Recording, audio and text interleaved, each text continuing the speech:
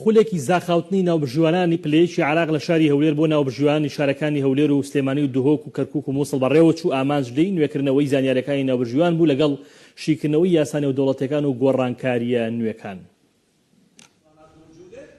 خولێکی زاخاوتنی ناوبژوانانی پلەیەکی عراق لە شاری هەولێر و لە هۆڵی کۆلێژی پەروەردەی جەستەی و زانستە وەرشەکانی زانکۆی سەلاحەدین بۆ ناوبژوانانی شارەکانی هەولێر و سلێمانی و دوهۆک و کەرکووک و مووسڵ با سەرپەرشتی لیژنەی ناوبژوانانی عراق بەڕێوە چوو.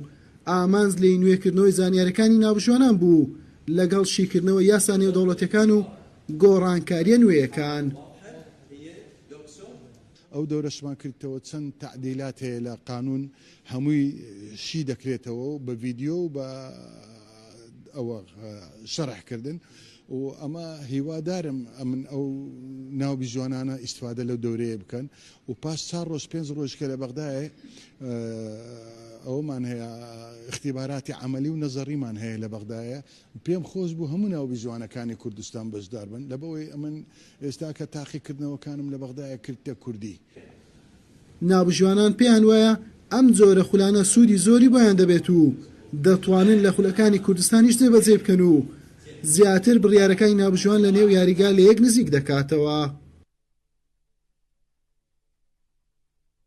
بۆ گەیاندنی ئەو گۆڕانکاریانە و ڕوونکردنەوەی ئەو گۆڕانکاریانەی کە لە یاساکانی تۆ پێ ڕوویاوە بگات بە ناوبژوانان بۆ یەخستنی بڕیارەکان لە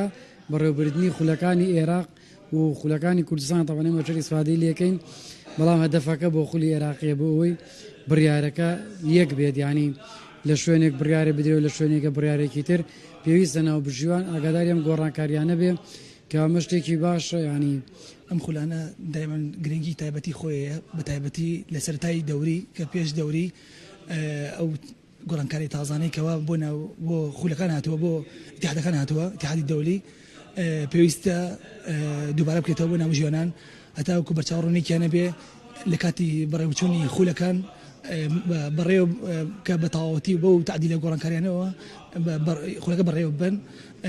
ئاگادار بن لە هەموو گۆڕانکاریەکان.